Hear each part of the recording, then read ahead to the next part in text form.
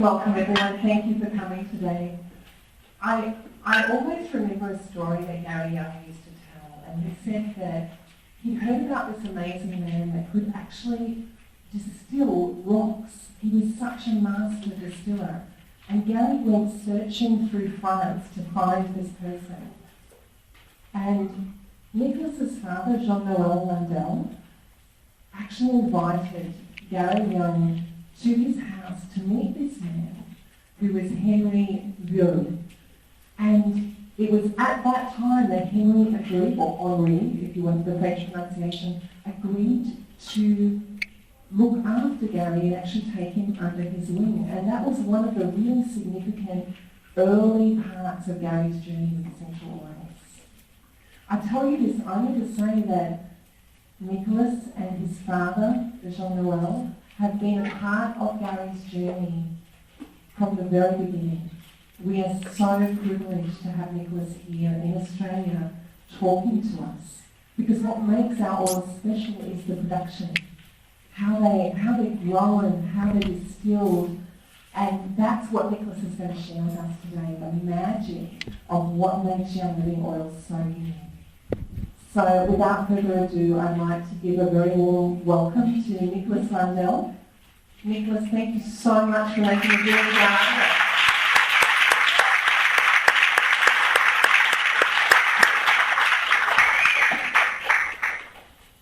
I am the assistant French farm manager, my father being the farm manager. I mainly take care of all the farmers we have in France, meaning that I'm not a farmer myself. I help farmers. I make sure farmers do and produce the oil the way Young Living wants them to. I'll also be part of the farming. I'll work with them also, but I'm not a farmer myself. So I can plant, I know how to run the distillery, but I don't have as much knowledge as a farmer would. I don't know exactly in different, when they make the fertilizer with the lavender they distill, I don't know exactly how much they put and things like that. I don't have that much knowledge. So if you ask me a question, sometimes I might be a little, I don't actually know, but it's also because I'm still training and learning. That's why there's assistant French farm manager in my name. I love my job. I love my job because I get to work in landscapes like you see behind me. This is actually our farm in France, the thing. And before we start and before we get on with me talking, does anybody, and some might already know, if you already know, don't say anything, but does anybody notice anything on this picture? No, we don't. Yeah, but that's good. That means that, we have weed in our fields, we do our best, but they're still around. That's not our problem. No, something else. Something that... So, there's actually two fields here. It's not a setup, it's a picture from the farm. We have a field on the right and a field on the left, and you can see one is very purple and kind of the same size, and the one on the left kind of goes like this and different color and tones of colors. Do you notice it? Yeah. Okay, cool. I'll explain exactly what it is afterwards, but I just want you to notice it. My job is taking care of the farm, making sure the farmers do how Young Living wants them to do. I also travel and look at, if I'm asked to go check somebody that wants to sell us an oil, to verify how they do it and things like that. I also, if there's an oil missing, I can be asked to go and find why, understand the market, understand who's growing it, how we could help them maybe grow more, things like that. Obviously, I've been doing that so I've been assistant farm manager for 4 years. But my father has been with Young Living before I was even born, before Young Living actually existed. He met Gary and he's been his partner since. And so when I grew up, I was always jumping in lavender fields. That's my main job is actually doing that. Most, and actually everyone here knows what Young Living is. You all know the company. You've either been with it for many years, either been with it for a week. But I just want to start, before talking about farms, lavender, I want to start by explaining a little my visions, because I saw Young Living from the start. And I think I might be able to share something about what I think Young Living is. It just might be interesting or not. Young Living is a world leader in essential oil, and it all started with Gary Young having a vision. And I'll stand by vision for a reason. Is at the time he started his company, there was no market, nothing. Nobody was interested except the perfume industry and essential oil, and it was especially not for aromatherapy. And he had this vision. He wanted to create a company where nobody was interested in buying, nobody even knew what the product was. So he had this idea, and he went on and actually put steps in it. And he said, I want the perfect oil for a market that doesn't exist and nobody's interested in, but I want the perfect quality. And so I'm going to limit myself in finding the best oil and doing the best way. And to do that, I'm going to have to start farms. He had all this like vision, and he knew where he was going. And I think it's interesting, and that's why I'm sharing this, is imagine you want to sell a product that nobody wants to buy, and not only you go ahead and do it, but you also limit yourself and saying, and I want the product to be perfect. That's all. Even like, for me, it's just, what? He was already worried about analysis from the beginning. He was interested in knowing the compounds in each essential oil, and he wanted to understand what happens, what do they do, and how do we know a good quality oil. And then he was also worried about bottling and labeling in the correct way, meaning in glass, in tinted glass, all that. He was already thinking all about that. Then he thought about distribution, and he said, I'm not going to keep it to myself. I want people to be able, if they want to actually gain something from selling these oils. Also something I admire. And then he did all that for the use of essential oils for aromatherapy and well-being. So it wasn't for the perfume industry, which was the only way we knew essential oils at the time. When my father met Gary, I think it was 25 years ago, even my father was working, he was starting to work in Lavender. Even then he was working for the perfume industry. He didn't know anything, he didn't know any use of essential oils. All he was doing is just he liked the smell, so he started working in it, and I'll explain a little more why he liked the smell. And he didn't know anything. It's Gary who explained to him and showed him what an essential oil could do. All right, so seed to seal. You all know this as a slogan or something you can explain a little bit. Seed to seal for me is a guidebook. It's like the law of essential oil. I have to follow each step, and that's what decides each decision I make, is following seed to seal. Because in aromatherapy, there aren't actually laws. There ain't nobody really telling you you don't have to grow the plant like that. You can't really put that on. There is some, but they're so blurred that mainly people can do what they want. And that's why Young Living started, and Gary started Seed to Seal, because he wanted to control each step, and he wanted each step to be done the right way to get the better oil. And so I have to follow this. It's like every day I think about Seed to Seal. Every action I make is for Seed to Seal. I have to really control each step to make the best quality oil. And that's really important for you, because when anybody asks you, why is this lavender oil better than this one from another company? Because you have Seed to Seal, and other companies might say they have something. They don't control every aspect, and that's what Young Living is able to do, because it has farms. Because we grow our own plant, we're able to control the seed, we're able to control how it grows, we're able to control the distillation. Other companies buy an oil, mostly. Yeah, you have little companies that have small farms also, but the main other companies will buy an oil, and they don't really know. They have the person that distills the oil for them telling them how they do it, but they don't really know. At Young Living, we have farms, and we can control each step. Today, I want to talk to you about seed, cultivate, and distill, because that's more my part of the job. I'm not very good at testing yet. We'll get someday, but I have many other things to learn first, and sealing is not either my part. Young Living has 11 farms. There are 7 here. I'm missing some. I didn't have the little logo, actually. So we're missing Croatia, we're missing Hawaii, we're missing Taiwan, and I'm missing a last one. Does everybody know which one I'm listing? What happens on a farm? Right. So what do we do to get a better quality oil? To get a better quality oil, you must think that every part of the job is important. It's not just the distillation, although the distillation is very important, but how you grow the plant is very important also. So what we do, and I'm going to take an example of lavender because obviously around all those different farms you have at Young Living, each will be extremely different because we don't grow the same plants. If you do go to Idaho, they're not going to grow and distill and take care of those trees like we would with lavender. Each plant is different. That's also something when I'm asked to go somewhere and try and find out if the grower is doing the right way and we might be interested in working with him and helping him.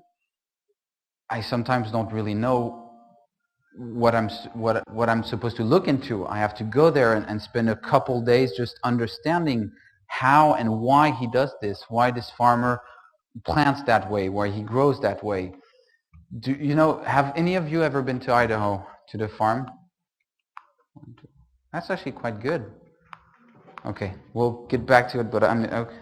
Last night I did a presentation. No one had actually been to a Young Living farm, and I was really, this is a huge tool you have here, so I had to push them, and I think they're all coming to France next week.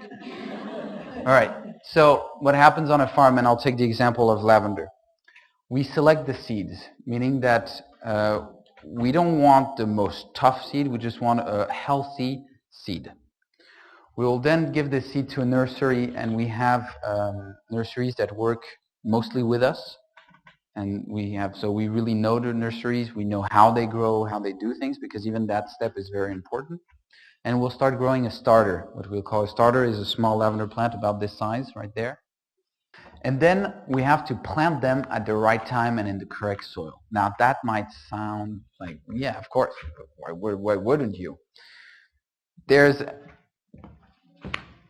It's not that easy to plant at the right time at the correct soil because it depends on the weather, it depends on if it rains, you can't go in the field. There's always difficulties in doing a farmer's job.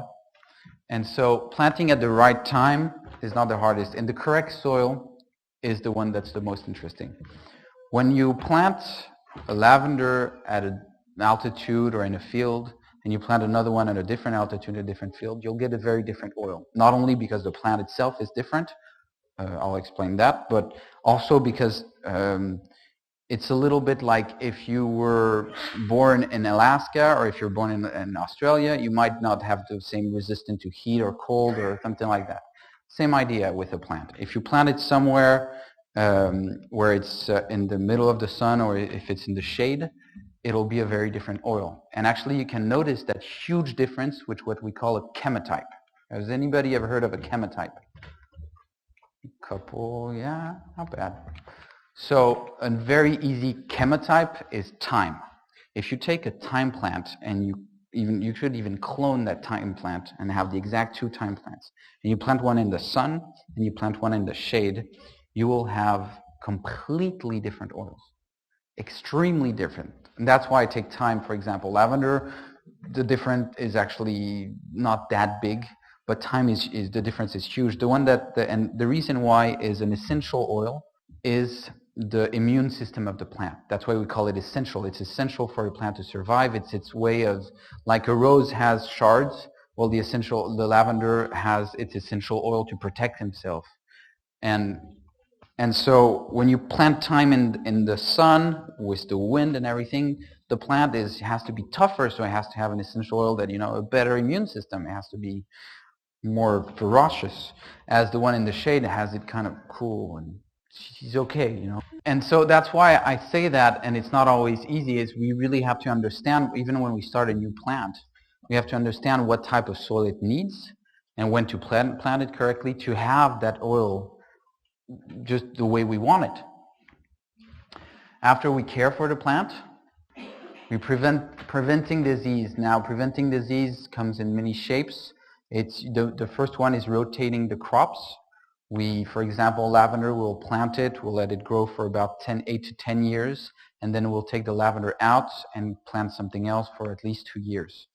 Lavender could grow for 20 years or I've seen lavender that is not in best shape. So I've seen lavender that is has been grown for 22 years, and so we don't take them out because the plant couldn't live longer. We take them out because at some point, first they'll start making less oil, and it's a good thing that we take them out to prevent having too many disease. If you don't rotate your crop, and if you plant over and over lavender, that's how you start having different diseases to spread.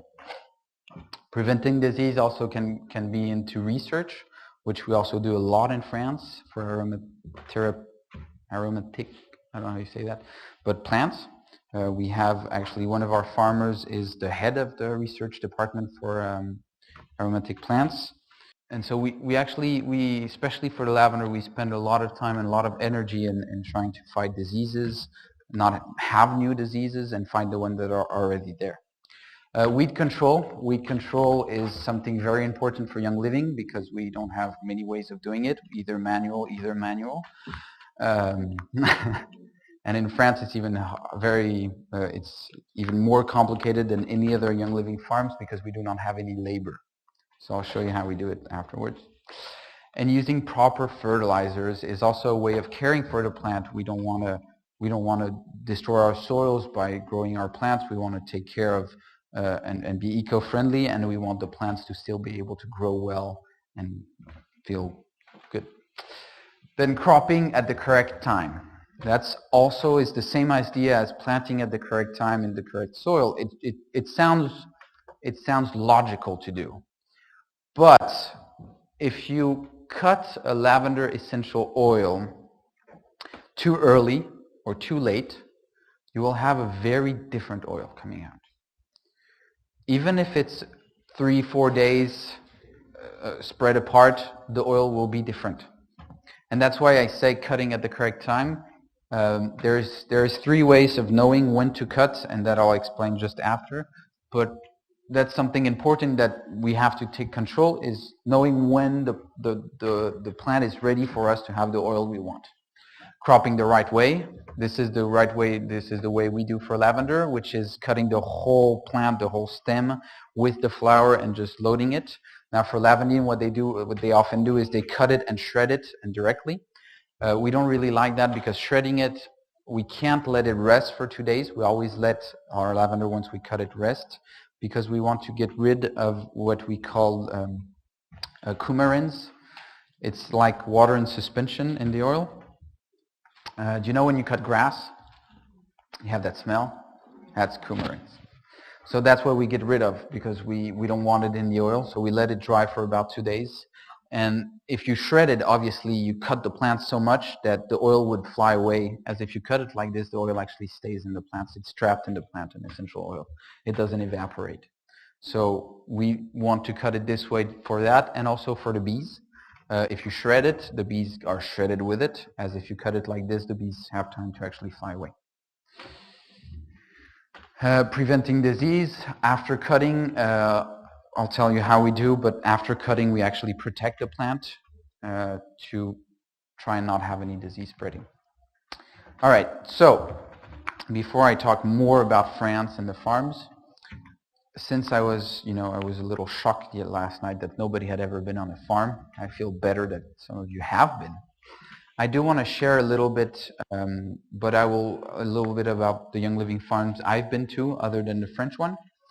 And I want to do that, first of all, because I want you to understand my point of view on it, and I will describe it a little bit with your own eyes, like you would, because I was there for a week.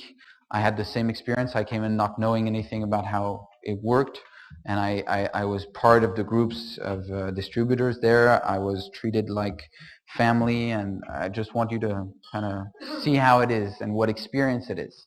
And I'll start with Highland Flats. I was in Highland Flats on how do you call it? The day of love, St. Valentine's Day. My girlfriend was very unhappy with me. And I thought it was a good idea to go up in Idaho, and I was sleeping on bunk beds with 6 guys in a tent. That was it was a fun Valentine's Day, you know what? I enjoyed it. And Highland Flats is this. You have this just beautiful view, scenery of all the trees. And for me, Highland Flats, and I'm not going to go into details, I'm just going to share what I felt being there. And Highland Flats has three major parts to it. The first one, it's in Naples, Idaho. They grow balsam fir, western red cedar, pine, Idaho blue spruce. They're all distilled during winter. The ones that have been to Highland Flats, can you tell me why do they always distill in winter when they could distill, in summer when it's not freezing? Yes, why? Because the oil is? Yeah, the oil is in the plant during winter, but why? There's a simple explanation. Yes, it can protect itself and it doesn't freeze. Lavender, we cut it when it's really hot because it gets really hot in France, and that's when it protects itself the most. That's when we have the most oil. All those trees, it doesn't really get that hot in the summer. It gets really cold in the winter, though. So that's when all the oil is in the trees, in the branches, and it's protecting itself. A sustainable farm, that's this image, is basically thinking about the future. Young Living is very good at that. We always think ahead, think that we don't come in and just start cutting the forest and say, well, we'll see later what could happen. We actually always want to make sure that we think of the future generations and a supply of oil also. Now, the first part that I loved about Highland Flats is the connection with nature. You're in this middle of this valley with huge trees, and you have horses that are helping you move those trees around. It's just, it's a little bit like Australia to me. We're connected with nature here, I feel, because if you don't agree and let nature take over here, it'll bite you. It'll get you. Well, here it's a little like that. You don't have a choice. The nature has a control over you, and so it's just a wonderful feeling to get that connection back. That's with the horse also. That's actually Gary logging a tree. The other side is the heavy machinery that doesn't connect you too much with nature, but it was also fun. You get to cut big trees down and you get to use machinery that you would never do in your life. And the last part, and that one's one of my favorite, is sustainable, thinking about the future, replanting what you've cut down to make sure that you have enough over the years. That was my experience in Highland Flats. And I really had a blast because we were in big tents. We were all sharing always a meal together. It was like camping when you were younger, but you're supposed to be adults. But we weren't. We really weren't. We're all kids just playing around. And it's just wonderful to understand not only where the oil comes from, but why we have to do things a specific way. Why do they chop the whole tree? Why do they grind the tree? And how long they distill for? There's a reason for every part of it. And that's what I like about having a week in another farm, is really not only do you see, oh, well, this is the plant, this is how they do, you actually understand why there's a price to it, why your oil has a certain price. That's something you understand by going to the farm. You understand that you need this much plant and to get this much oil. So it gives you a real good understanding of where you get your products, why they're like that. The second farm I want to talk about is Guayaquil, is Ecuador. I actually spent a month there and I loved it. It was just, I was trying to work the most I can, but I was being French also on the side, so I was like laying down when it was too sunny and having siestas. Nobody was here to check on me, so I get to do what I want, but it was just an awesome place. Now when I first got to Guayaquil, it was starting to be dark, and you have goats running around. They tell you there's a brick factory on your right, and the first thing that pops up in your head is like, what is this place? This is just like, they tell you there's, no, because there's all like, why is there a brick factory on a farm?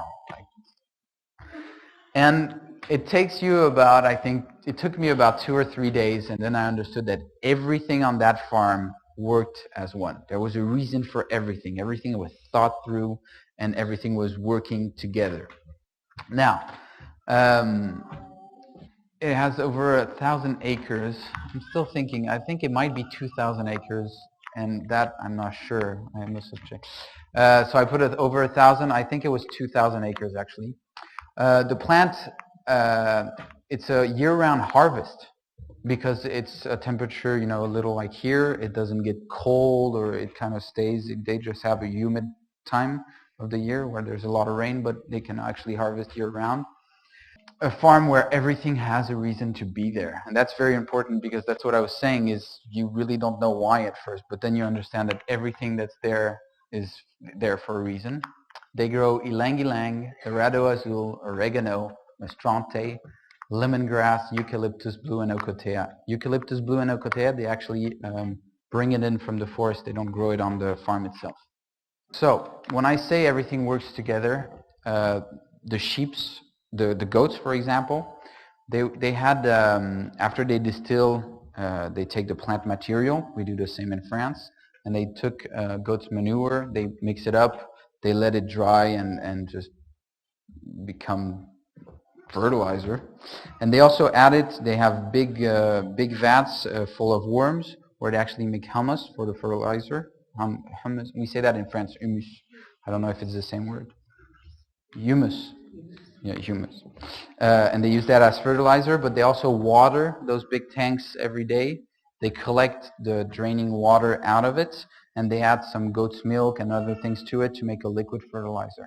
So that's one of the reasons they have goats on site. They actually can make a fertilizer with it. They have a brick factory because they've done those huge dams there. They've got into the ground and they got all the earth and all the rocks, and so they built a brick factory because they could use all that earth that they collected, make bricks, and build buildings with it. And so it can be buildings on the farm, but it can be the school that they have over there. So everything had a reason. Everything was thought through. It was just like a big little village, that farm. Everybody had their own job. Everybody knew what they were doing, and just worked great.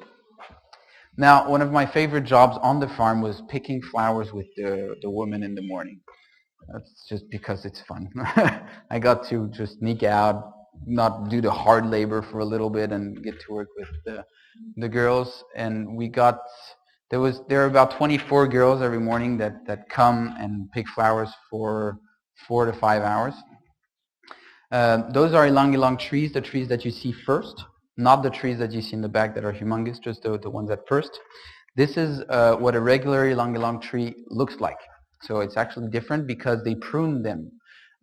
There's 48,000 trees on the farm, so that's a lot. And they can get up to 30 meters high, as you can see in the picture. So every 2 to 3 months, they prune the trees. They prune them over.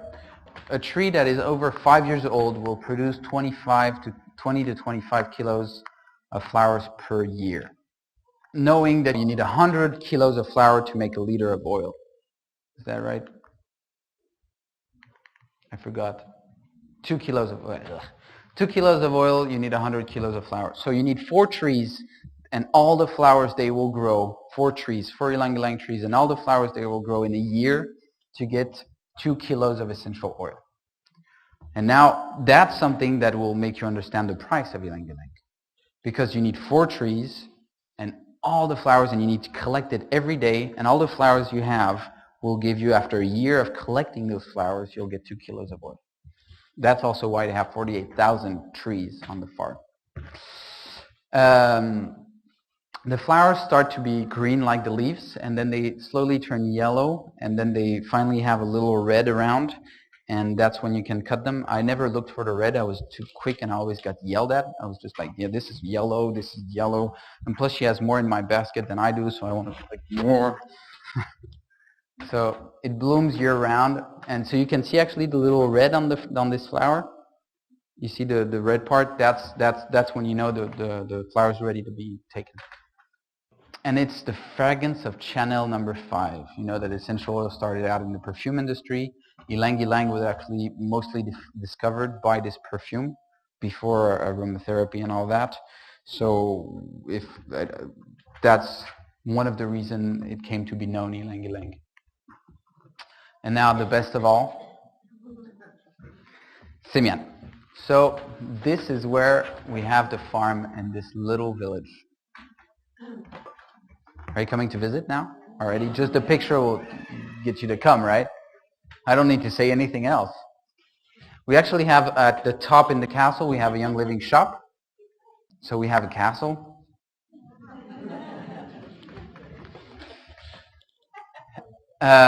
So before I actually say about the farm, I want to say a little about the story. I'm actually, you see that little kid in the back? That's me. So you see, that's why I'm able to discuss, because I was already interested. You see, I was looking at the distiller, how they work at the time. And this is actually Henri Vieux that's in the middle, which Artemis was telling you the story about. My father is on the right and Gary on the left. Now, my father was introduced to, I'll say, natural products by his brother. At the time, my grandmother, my father's mother, had an autoimmune disease, and medicine couldn't treat her. They didn't have a way of helping her, and they didn't have anything. They couldn't do anything. And so his brother, who was a doctor, at the time turned to natural products to try and help her the best way he can. And that's how my father got a little pushed that direction when he was younger and interested in natural products. And he started out and made a company with natural foods. It was organic foods, which at the time also nobody really cared about. He went to California afterwards when he met my mother, and that's why I have that American accent, because my mother is Californian. And they lived there for 6 years, and he kept on working in natural products, and he was bringing some natural foods to America and doing the same job he was doing in France, but in America. And when my sister was born, they moved back to France. And my father, when he was little, his grandmother used to always put lavender sachets in his closet, and that's when he really liked and remembered that smell. And so when they moved back to the south of France, and lavender was a big thing, and it reminded him of his childhood, and he said, I want to work in lavender. I'm already interested in natural products. Let's work with lavender. And that's when he met Marcel Espieux. Marcel Espieux is a second generation distiller. His father was the first one to have a distillery, and he took over. And they started working. He started mostly learning from Marcel, and he was helping him distill and sell the oil. He wasn't doing any farming at the time. Marcel Espieux only had a distillery, and he would have farmers bring him the lavender, and he would buy the lavender, the flower, the whole plant, and distill it. And he would buy the plant from the farmers. So my father was really into distilling and selling the oil. And that's when he had an idea. He said, I've lived 6 years in America. Why don't I go there and see if there's any market? Because in France, it's only a perfume industry, and maybe I can push it and find something new. So he went to an expo in Los Angeles, and there was nothing there except one booth that said aromatherapy, Gary on it. He handed him a little flask of essential oil, and the story says that Gary just smiled and said, where did you get that?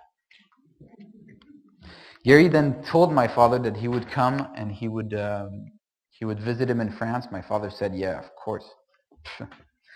And I think 3 months later, Gary called from Paris, and he said, I'll be there in the morning, which is an 8-hour drive, and he was there in the morning. I was 6 months old at the time. I was really passionate about everything. And that's how they met. And Gary came and started learning how we were doing in France, and studying how we distilled, how we grow lavender with Marcel and with my father. Gary introduced aromatherapy to my father, where my father always only knew lavender for a perfume. And it was the start of a great friendship and partnership, and it still goes on. So this is a little bit about the story itself. But there's other parts to the story, because there's, for example, my father became friends with Jean Valnet. Have you ever heard of Jean Valnet? He was a big pioneer in essential oil.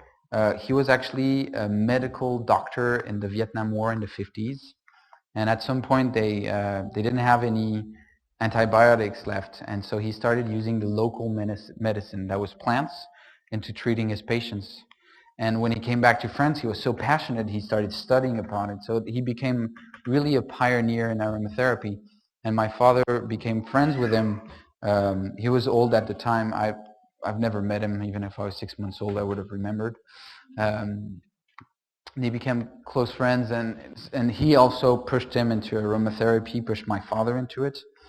And then my father also introduced Dr. Casabianca, because Gary was really passionate about analyzing the oils and understanding different components. And that's when my father introduced Dr. Casabianca to Gary. And they're doing a GC. Dr. Casabianca is on the right, Gary's on the left. And so that's what I was saying in the beginning. Even from the beginning, Gary was interested in knowing quality of an oil. Continuing of the story is me helping out my father and learning from them. I learned from Gary, I learned from my father, I learned a lot from the farmers that I work with. I try and learn from all around, because I have all those great people surrounding me, and there's always something you can learn. The farm itself. This is actually a picture from where the farm, what some of our fields are, but that picture is not taken yesterday. They were actually hand gathering. This we didn't have that farm. We have the farm for about I think it's 12 years now. So this was just to show you that even before we had the farm, it was already earth used for lavender at the time. You actually see the castle at the top there. That was just there. That's where we have the Young Living shop now, and this is where the farm would be nowadays. This is another place. So in France, how do we farm? We do a different way, because in America you're able to come in and even in Australia you're able to come in, find a huge patch of land that nobody owns, and you just buy it and you just start planting, and you have people helping you, you have labor and all that. And in France that is absolutely impossible. If you find little patches here and there, and you can build your farm like a puzzle, but it'll be like very separate. And so because of that, we weren't able to do what we would normally want to do and come in, but we had to work in co-ops, which is good, because that was a good way to have people be happy to have us in France, and we got integrated in the community. So we work in co-op, meaning that every farmer has his fields. Every farmer takes care of his fields, and we all work as a community also. So how does that work?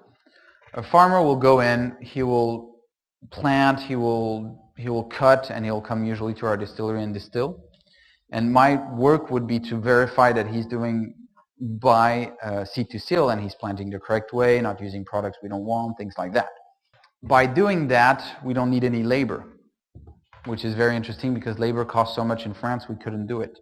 And so we have to do everything mechanical. Farmers can help each other, like for planting, you'll see I have a little video. Another farmer will come help one farmer, and then they'll return the favor. But most of the work has to be able to be done alone, like weeding, like distilling. Our distillery is set up so that one person can run that distillery, and so we have to think about that. So for example, in that picture, that's actually one of our farmers that's weeding right there. It's a new machine, and so our only way of weeding in France, because we don't have labor, is a mechanical weeding. And so we have to always think of new ways. We have all those weird machines, and we're always passionate about them to find. And I'm actually going to show you a video about this one, because I'm actually passionate about it, on how we weed and how we clean our fields. Our main concern is always quality, and on the farm in France we grow lavender, hyssop, rosemary, oregano, clary sage, helichrysum, tarragon, and einkorn. This is a little bit so you can view. This is a valley very close to the farm, so you can just understand kind of how patchy and all around. And each field will be owned by somebody different. So if we didn't work in a co-op, it would be really complicated to own a farm. We would have little patches here and there we could buy, and some farmers actually drive an hour in the tractor to get to one field, so they can actually have fields really far around. Our weeding new machine, actually it's a new one. How does it work? So I'm going to show you a little video if it works. This is a lavender field that we planted, I think it was last year last year we planted it, and we had a lot of weed because it's the first field we've ever watered. It's the first time we've ever done that, and we've done that for trying to stop diseases, and I'll explain a little why. So this machine is very simple. Basically what it does, it goes in the ground and it chops everything up between rows. So you have two parts to it, and it keeps one part free in the middle, which is where the row. The third part will come and loosen the earth so that the part at the end, it can actually go in and break everything. So that's how we basically weed. We don't really weed in the rows, except if you come help us, which is why I'm here, right? Because I kind of, you see, it's kind of not clean in the rows yet, so I need your help. But so we will clean. Now, weed is not a big problem, like you said when I showed you the first picture. There was a lot of weed in it. It's not a big problem. The main concern about weed is that it will stop the plant from growing well enough. But almost every weed we have is not an aromatic plant. We don't have an essential oil. So even if we cut it and have some weed with it, it takes up space in the vat, but we won't alternate or change anything in the oil. Now, sometimes we actually have weeds that are like clary sage, because clary sage actually spreads easily and grows, and that we actually have to go in the field by hand and take it out. So that's the only way. But most of the times we'll do machines like this to get rid of most of the weeds, specifically when the plant is little, so it can really grow well, and then we'll do a lot less. So it's not very complicated to do without many products. Now let's talk about lavender. So lavender, true lavender, and population lavender, actually there's a difference, because you can call true lavender many varieties of lavender. Many clonal lavenders are true lavender. Actually, most clone lavenders are Lavandula angustifolia, but population lavender, that is very specific. It was first used by the Romans to clean and perfume their laundry. That's what internet told me. I wasn't there to verify, but. And it comes from the word lavanda in Italian, which means to clean. And I've heard some say that it was lavar in Latin. So once again, I wasn't there, not too sure. Something like that. What I can say is it was first cut from the wild, and it was distilled on site. So they used to have those really cool little distillers. They would go up in hills. They'll cut the lavender while it's wild, and they'll distill on site with, like, they would have a fire to heat the vat, and they would distill right there in the mountain and just keep on going and distill around and around. And that was the beginning of them distilling lavender. Then they started cultivating in 06, 07. We actually have a farmer, his great-grandfather was the second one to start cultivating lavender. So that's also something we get from working with co-ops. We have all this knowledge that has been passed over the years, and having someone that was the second person to ever started cultivating lavender, the whole family line has all this knowledge and understanding about the plant that we wouldn't have if we didn't work with them. And so that's something we really have a lot coming out of, is working in a co-op. We get all this knowledge. Lavender grows on calcareous soils with dry and sunny weather, which is why it grows so well in France. And that's why we've been growing lavender so much, is we actually have what we call a poor soil in France. Lavender grows well in a poor soil, and that's why we grow it. That's why it's been around for so long. Einkorn likes a poor soil also, that's why we grow it. And it usually blooms from June to August. It varies a little bit depending on the weather. If we had a very cold start to the summer, it'll bloom a little later. And if we had a very hot start to the summer, it'll bloom earlier. And nowadays it's been changing and varying a lot more than it used to. When true lavender is planted from seeds, each plant is different in color, size, and smell. So that's a population lavender. Now there are different types of lavender. There's clonal lavender, there's population lavender, there's different varieties of lavender that aren't angustifolia, like spike lavender and stoicas lavender. And there's also hybrid that are lavandine. Now, a population lavender is what we like. A population lavender, it starts from seed, and in the field, everybody's different. See, it's like in this room. Everybody's different, and working together, we would kind of able to achieve more than if you clone me and ask me to do something, because we would just go and have a nap. But the problem is true lavender has a lower yield than the other types of lavender. So true lavender has a yield that is 15 to 25 kilos per hectare of field, meaning that we need approximately 7 tons of lavender plant to get 15 to 25 kilos of oil. And that's a low yield. But if any of you, I did a little presentation with Artemis on helichrysum that was posted online. For the same amount of plant, you get about 5 kilos of helichrysum oil. So that's even a lower yield. And now you start understanding where your cost comes from, why you paid that price for an essential oil. It's not just decided, it's just the price comes with how to grow the plant well and how much the yield and all of that is thought through. We usually need 300 kilos of plant material for 1 kilo of lavender essential oil, and it usually grows. It usually grows from 800 to 1,400 meters. I've seen Gary grow it very much higher, and over the times and because of the heat and diseases we've had on lavender, we've actually started growing it higher and higher. So we don't start at 800 normally. This is a population lavender, because you can see the first plant here is much darker purple. The one over there is a little more white and higher. Everybody, and in the back it's also different. Each plant, each group will be different. It's a population.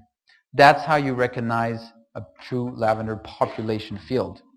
A clone lavender is taken, if you take one plant of lavender from a true population lavender field and you create stems out of, you cut stems and you reproduce them, you clone the lavender, you will have a field that looks always alike, the same color, the same size, because it's all cloned, and that's what we call clone lavender. That is still Lavandula angustifolia. It was taken out of the Lavandula angustifolia field.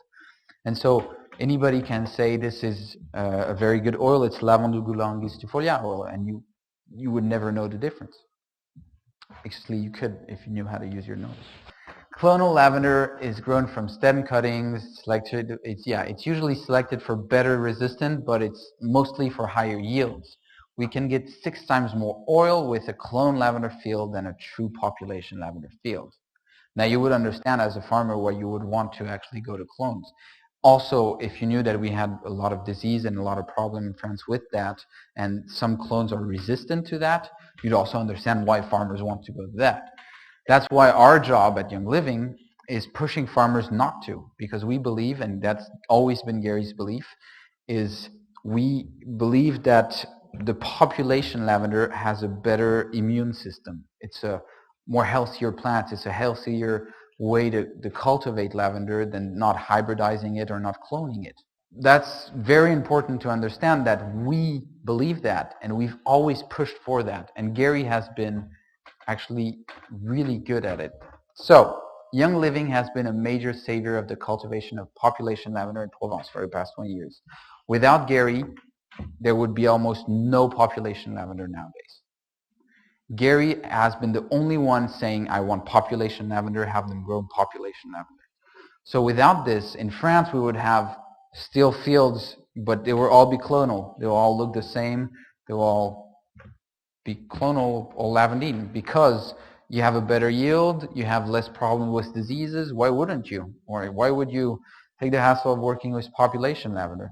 But we found ways of working with farmers that were interested in working with us, that believed in what Gary believed, and we got to help them the way they needed to keep on planting what we wanted to have. And so it's important to understand that Young Living was able to do that not only because of Gary's belief, but also because of you guys. For us, it's important. I live in France, and I'm happy to know that this plant is still a population. It's still something that we use. We take seeds and we grow the old-fashioned way, and we just don't clone it in the lab. And that's also because of you, because you're consumers. You use the products and you like that oil, and you find there's something different with that oil. And because of that, we're able to continue an old tradition. And so, yeah. France and Gary's other farms are the only producer of the population lavender in the world. I put that, it kind of looks cool. It's not 100% true, actually. There are other farms that still do a little population lavender. There's a lot of contests actually on population lavender. They're coming back, but we are definitely the most, I think what we say is we have more than 70% of the population lavender market. 70% meaning for Young Living, and that means that if you go usually to anybody else, except if you go to a little grower in France and you can buy some population lavender from him, no other companies would have population lavender. All the other companies have Lavandula angustifolia that is clonal. It's almost certain. It's not 100% certain, but it's almost certain that it's going to be clonal lavender, if it isn't lavender. Now, because I've talked too much, I want to play a little game, but before I want to know if there's questions on what we've just talked about, on the difference clonal lavender, the farm, my father's history. It costs too much. It costs, we wouldn't be able to afford farming if we had to have labor there. It's not just in France. We have a really weird way. We're kind of lazy, so you really have to pay us a lot to do something, and it's not really a joke. I'm a little bit serious on that. Yes. You're talking about farm working in the co-op, and you're also mentioning that amazing weeding machine. Is that machine available in other farms, or is it a Young Living creation? And also, do the farmers borrow those, the big tractors and the big machines? That's a good question. That machine is actually ours, and we'll share it with anyone that needs it. And we're also part of a co-op that we buy machines together, and then we just pay by the numbers of hours we use it. So as a co-op, yeah, we share a lot of machinery, we share help, labor, and things like that. So yeah, it's part of a whole. Even the distillery that we are part of is a co-op. So even the distillery we're part of is a co-op. And I'll explain when I show you the distillery. Any other questions? Yes. Is there a lot of the spikeweed variety grown in France? The spikeweed. The spike lavender? Yeah. It's not a weed, it's a lavender. Is there, spike lavender grows usually from 0 to up to 800 meters. And so there is some in the wild. I personally don't see, I've seen so few spike lavenders. I actually like spike lavender. It's rare. I've never seen a field of spike lavender. medicinal purpose? Oh, it's used in aromatherapy, yes. Yeah. It's a very different oil than Lavandula angustifolia.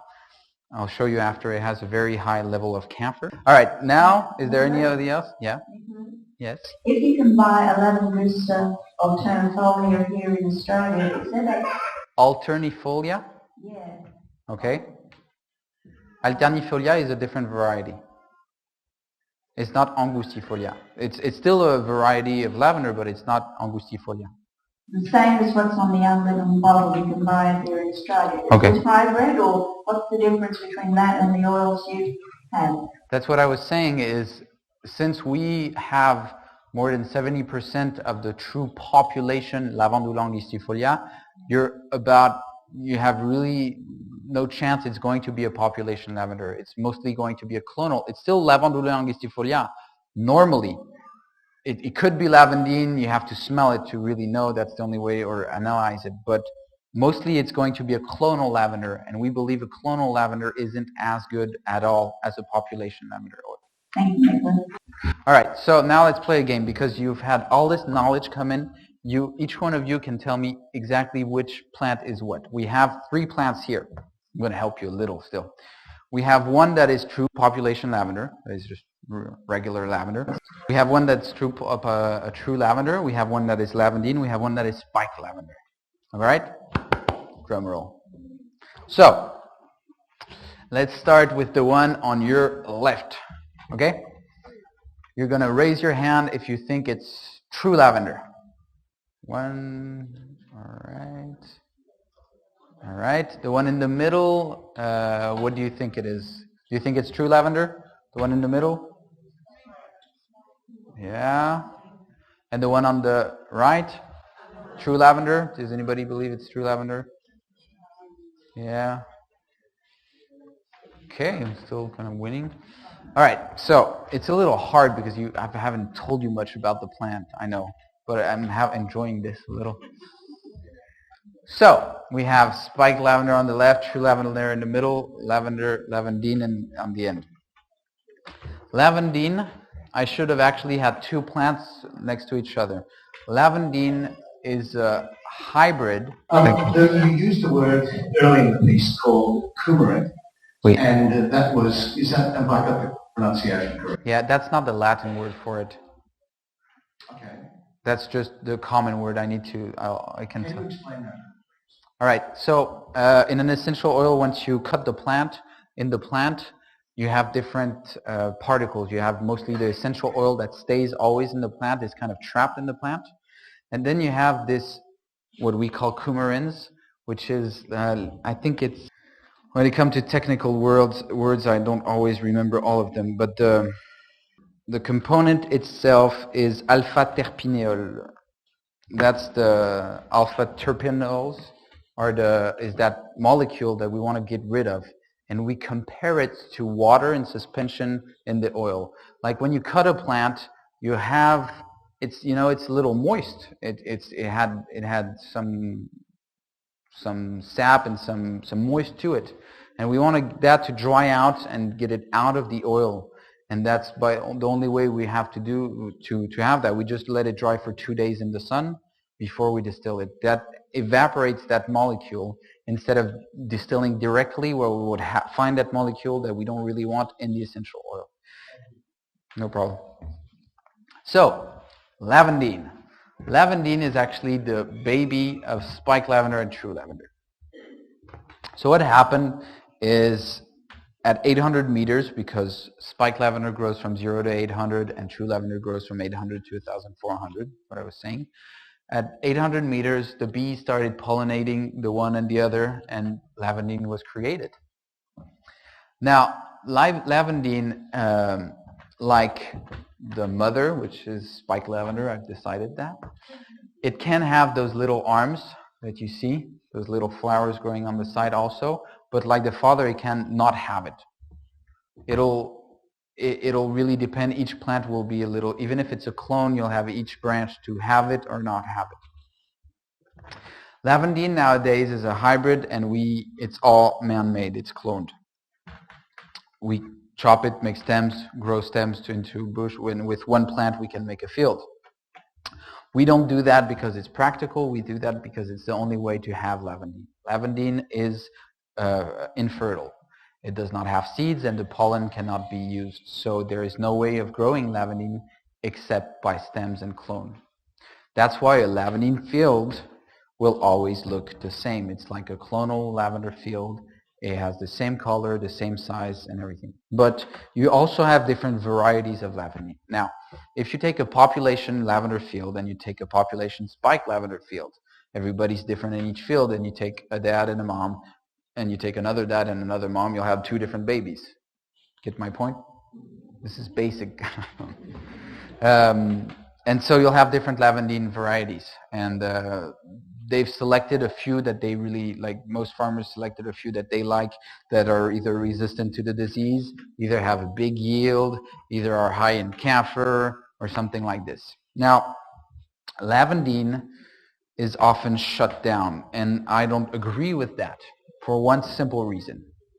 Lavandine, I don't agree with the way it's planted, it's cultivated. I don't agree with the seed to seal process, I would say, of lavandine at all. Usually lavandine is just a lot of fertilizer, selected for its clone and selected for its yield, distilled the fastest you can just to get most oil out and not care about most molecules. But lavandine has something very interesting, and it goes to the perfume industry, and it goes into soaps, and it goes into perfumes. And that's something natural nowadays instead of synthetics in that.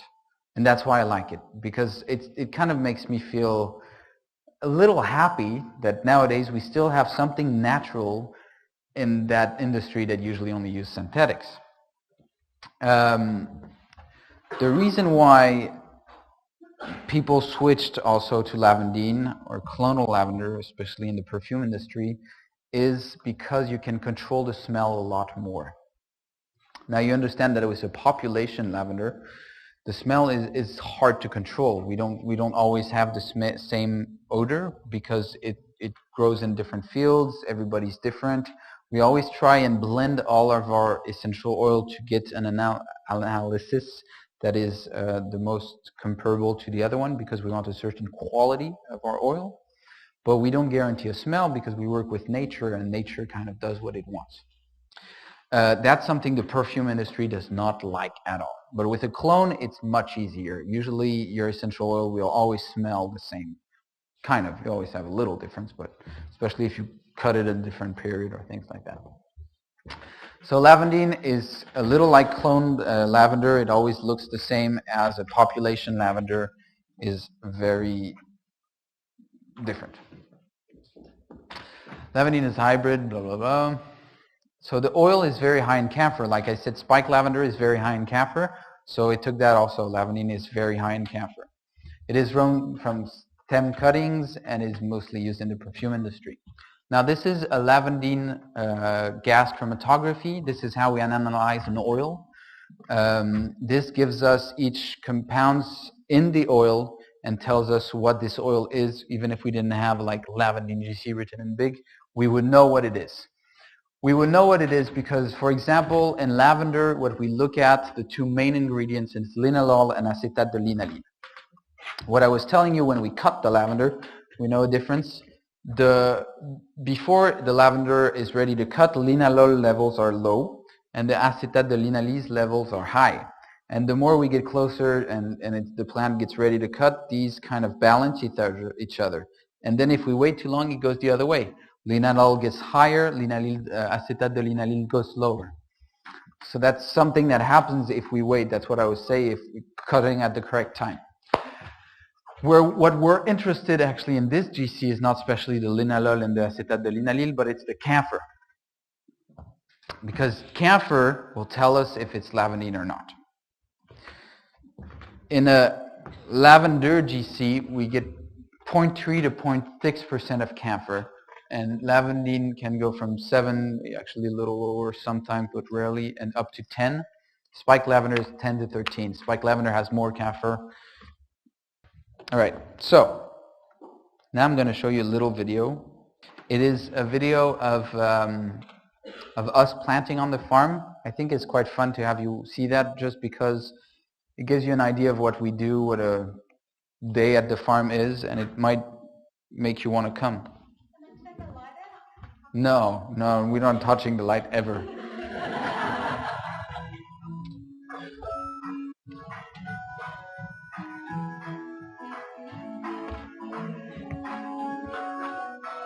It was very windy.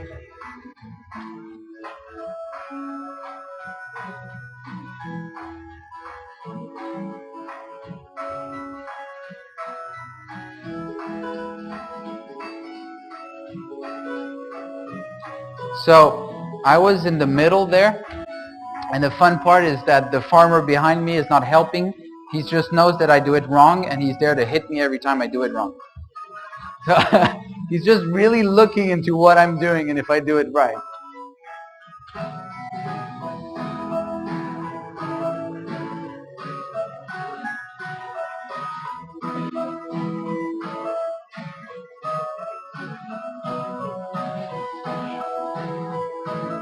I'll tell you. Yes? Oh, it's too loud? Oh, sorry. Okay.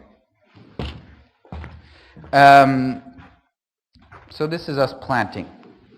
Do we have any questions at this point? Yes? Just wondering about the lavender, the leaves of the lavender. Some are really toothed and grey, a lot grey, and some are just quite smooth on the edge. Is that The color of the leaves or the size of the leaves? sometimes the colour's really grey. So the color of lavender, even a clone lavender, can vary depending on the soil, depending on a variety and things like that. And then you have different size in leaves. The spike lavender is latifolia, means wide leaves, actually. Means it has wide leaves. and latifolia means narrow leaves. No, and angustifolia means narrow leaves, if I'm correct. So there are different sizes in the leaves, but that's not the best way to differentiate them. The easiest way is that you have those arms. If you have those arms, you know it's not true lavender. You know it's either spike if it's a short plant, or lavandine if it's a huge plant.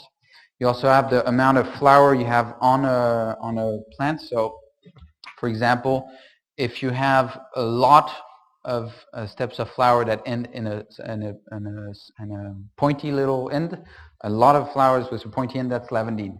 It has a lot of flowers, a bigger yield, as lavender is kind of squarey and it has a lot less. It has from 4 to 7 for lavender rows of flowers, and lavandine I think is 7 to 14 it can have, and actually I've seen more.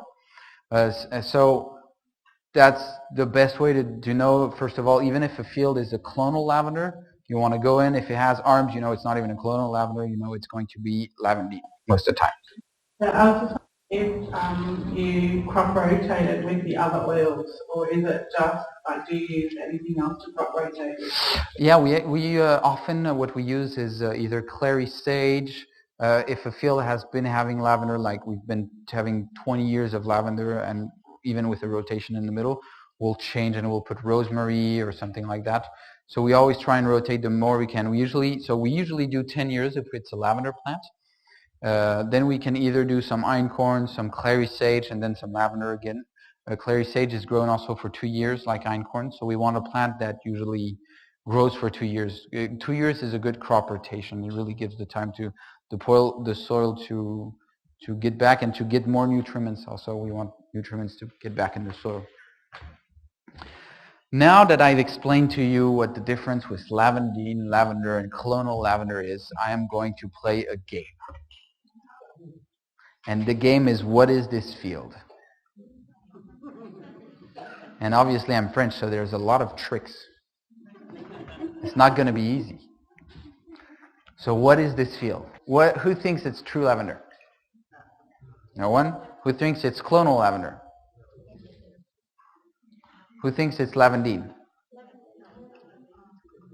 Well, it's not bad. It was clonal lavender, so most of you were right. You don't see it well because of this light, but there's actually, that's my trick, there's actually plants, oh you can see it better over there. You see different sizes, and I kind of wanted you to be tricked into thinking it was true lavender because it had different sizes. And there's actually too much water in the soil there, and a little bit the disease also, which makes the supposed to be cloned in exactly same lavender field a little different. So I tried to trick you, it didn't work. What's this one? Look over there. All right, who think it's true population lavender? That's most of you. Who thinks it's clonal lavender? Who thinks it's lavandine? All right, so it was a trick. It's the same field. It's actually just, lavender doesn't likes a dry kind of soil, a very breezy one where the oil doesn't stay, but the water doesn't stay. And so here, it's a little bit like this. You have like a bowl, right? And so water made the plants kind of ass. And that's why it looks so different and everything, and it's a bigger trick. Easy? Okay, who thinks it's true lavender? Yeah, well, that was easy. I had to be easy at some point. This one? Okay.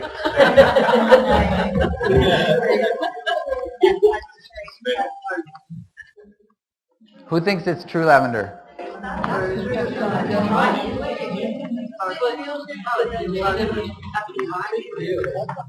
All right, it's two fields. Okay. What's the one on the left? No, it's lavandine. And the one on the right? Hey, you're good at it. And what's this one? It's the last one. So think through. Spike. Who thinks it's spike lavender? All right. Who thinks it's lavandine? Who thinks it's true lavender? It's lavandine because it's pointy. You can see in the one, and it has a lot of rows of flowers. You actually have 1, 2, 3, 4, 5, 6, 7, 8, 9, 10 just there. And I said there was 4 to 7 for true lavender. I just said that. In France, for 2014, there was 16 tons of true lavender produced compared to 1,000 tons of lavandin oil. Now that doesn't mean that there's so much more lavandin oil that is grown, because lavandin has a yield that is 10 times higher than true lavender. Well, can go up to 10 times higher. It's not every field that is that way. So if you just add 10, that's already 600 tons for the same amount of field, if you understand what I mean. If you multiply 60 tons by 10, meaning that with the same acreage of planted lavandin, you'll have 10 times more, so 600 tons. There is more lavandin planted, but it just has a better yield, and there's around 2,000 producers and 120 distilleries in France.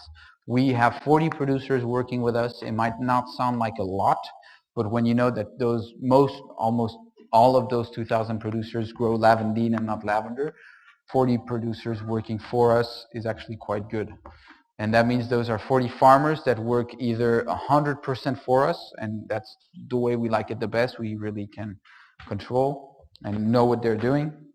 And we have some that work just partly for us. That is not the best. It's the one that gives us the more job, because we really want to check on what they're doing.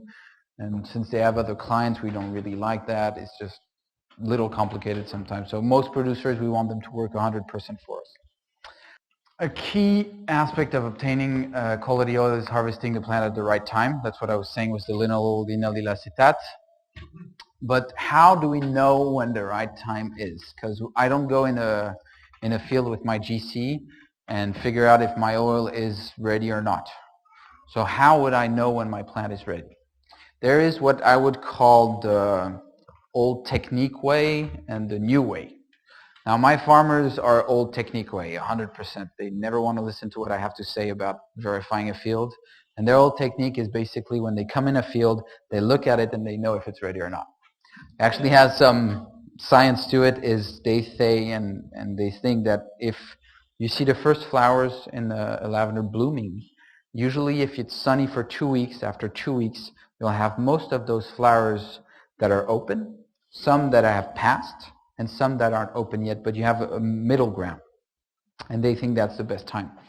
So by just looking at the flowers, they'll know. Another way, and Gary's good at that, and I'm not at all, is the smelling. Actually, Gary can notice by smelling and crushing the plant and smelling it, he can notice if the plant is ready. He also observes the plant like my farmer does. But what Gary wants us to do is go in, and that's what I do, and go in a field and look at the Brix level. The Brix is the glucose in a plant, and when the plant is ready actually to be cut, you have the glucose that goes up. So what you do is you cut some lavender, you press it, you take some of the juice, which isn't only essential oil, and you verify with the Brix meter if it goes up, and you do that every day until your levels go high and you know it's ready to cut. You also can look at the bees, because usually when there's more glucose, there's a lot of bees in that field. So those are the 3 techniques we have to know when a field is ready. As I was saying, most of my farmers are not letting me use my Brix meter. They just want to look at their field and say, I know how to decide when my lavender is ready. And they're usually always right, so that's why I let them do it. And then we always do a gas chromatography on our essential oils, on each oil that we make and on a blend.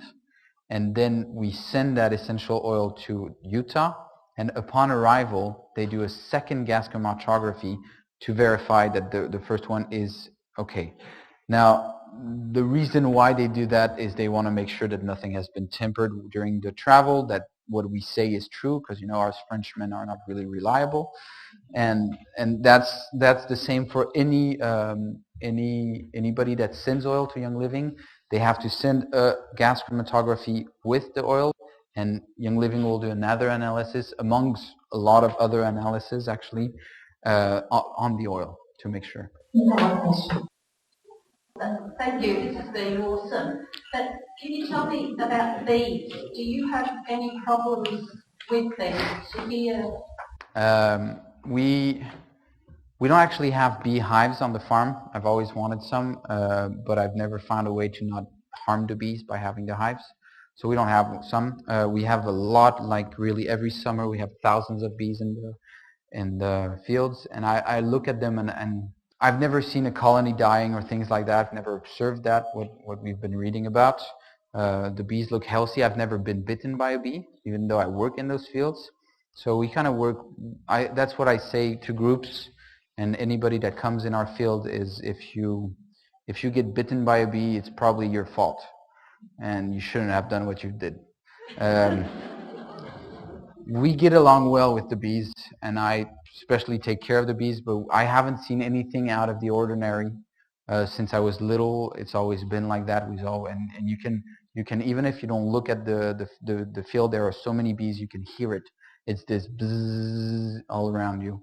And for some who have been to France can tell you when it's blooming is To hear, because you hear so much that the bees are dying in the world, but we really haven't noticed that in France.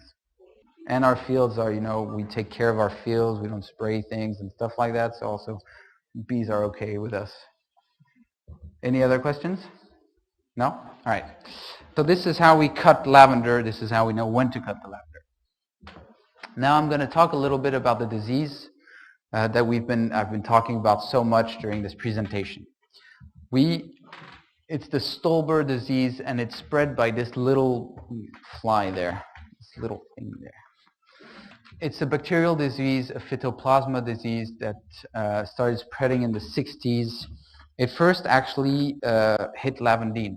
Lavandine was the first one to be hit by the disease, and later on lavender got also hit because lavandine was also grown at a lower altitude than lavender, so it was the first one. And this little bug is called the cicadelle. It's compared to the cicada in Australia, but except ours is 3 to 4 millimeters long and yours is 3 centimeters. Everything's smaller in France. They do their whole life cycle around the plant, meaning that the larva is in the roots and stays in the roots, and then the cicadelle will actually come out and fly and they bite the plant to take some of the glucose out and to feed themselves, and they're transmitting a disease at the same time, and that's the problem. This little bug likes heat. It really does, likes a lot of heat, and so whenever we have very hot summers, that's when we get the most that's when we get the most plants that start having the disease. And that's why we start growing the lavender higher and higher, and that's why a lot of farmer wants to go to clonal, because some clonal are more resistant and don't die from the disease. Yeah? Have you found that on your farms, where they have really good high Brix levels in the plants, that they have much less or no problem at all? Because most insects of this type of thing, sap-sucking insects or biting insects of plants, they don't usually touch plants that have a very high Brix level.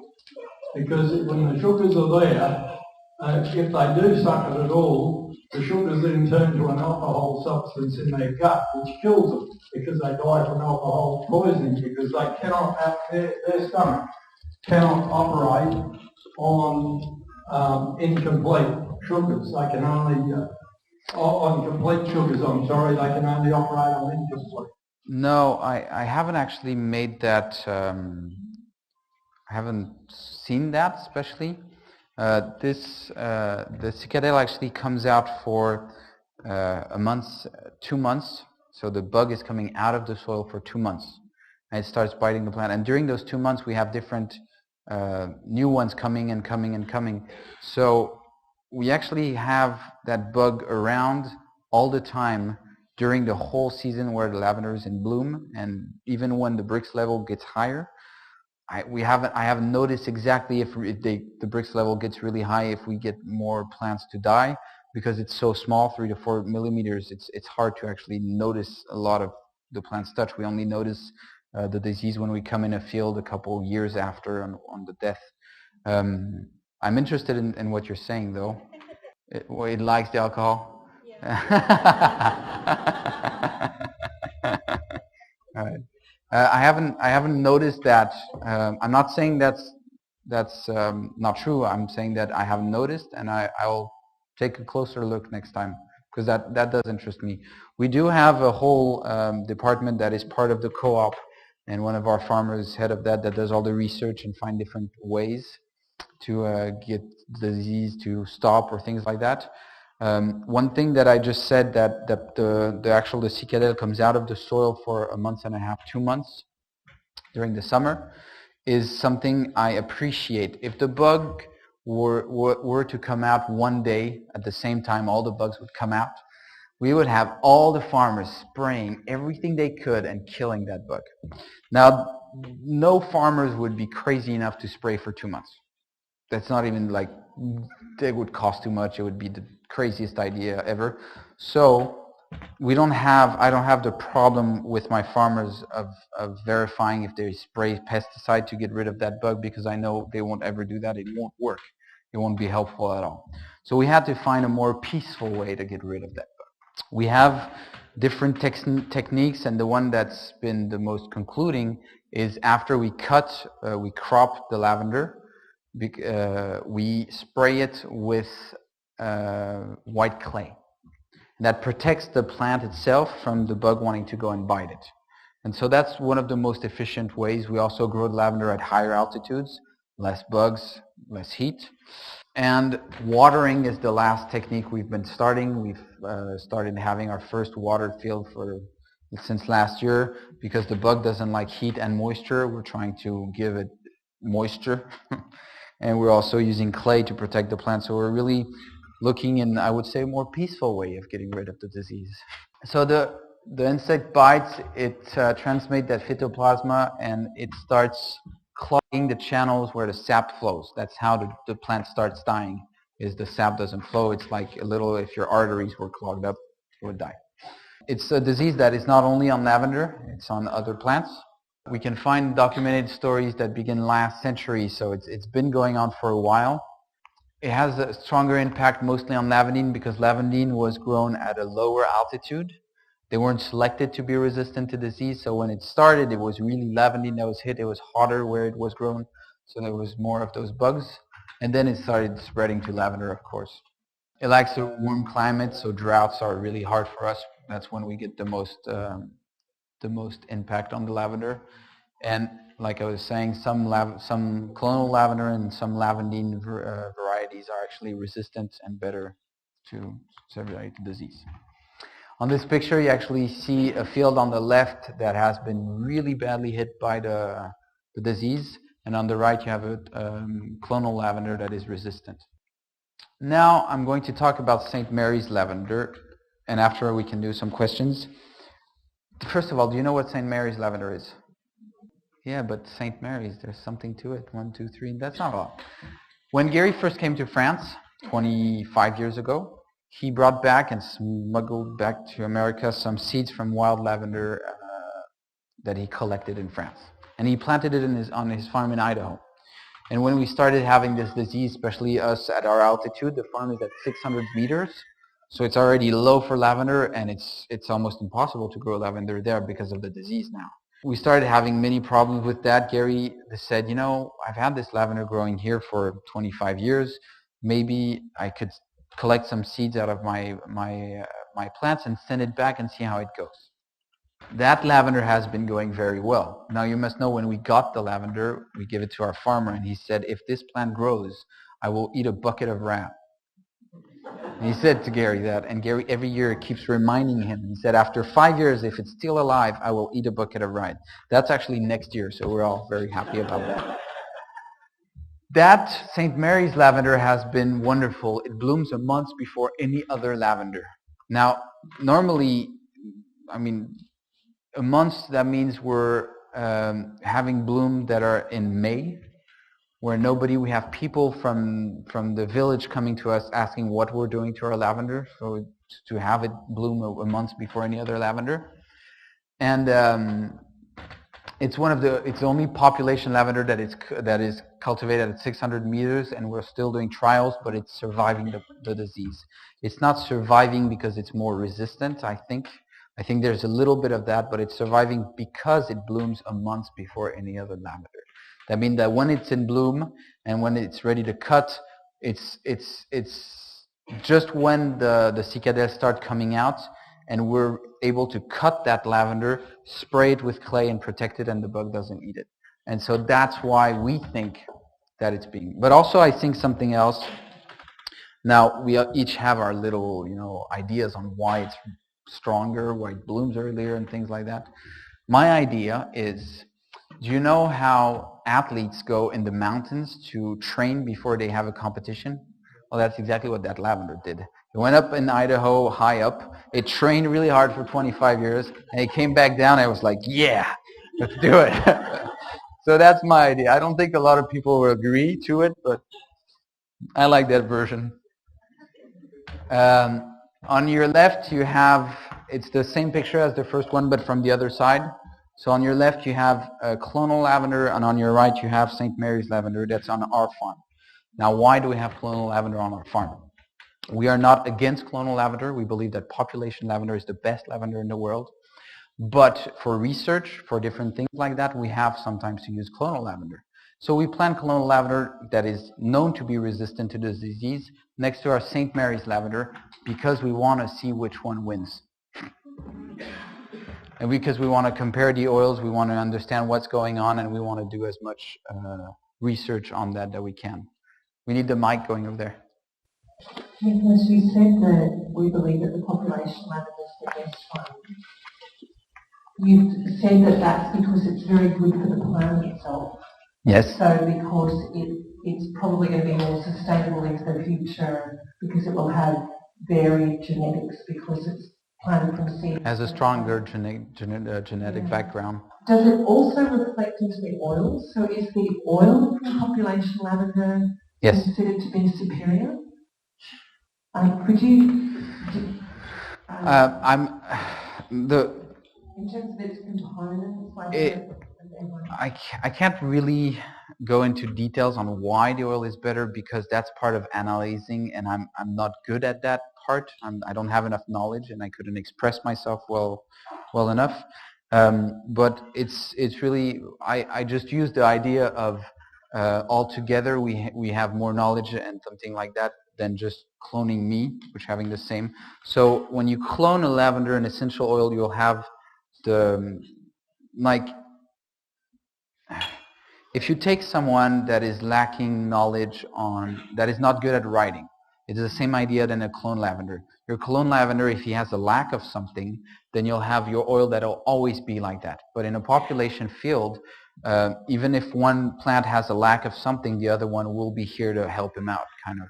And so your oil will always be balanced, and we're also able with population lavender to really balance it the way we want it for the aromatherapy grade we want. As for me, a clonal lavender is, if you have the same plant, so the same oil, and it's hard for me to explain. That's why it's difficult.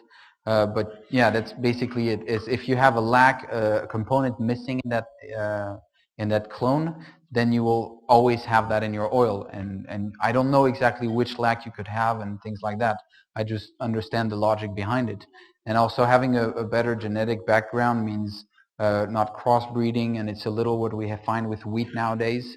Is the same logic. As you start crossbreeding and cloning and cloning and cloning, you'll change the plant, you'll have something that is not natural, and you'll start having an oil that is very different, and you won't have the same reaction to that oil as if you keep with what nature does best. Population lavender, we believe that it'll always be better. So because it's closer to what happens it is what happens in nature. It is what happens in we nature. We believe that has an inherent strength and durability into the future, and it's the best way to go because it's the most natural production method. Yeah. Sorry, I'm not I don't have enough knowledge on that side. I'm still learning that part. I'm very interested in chromatography, but it's very difficult.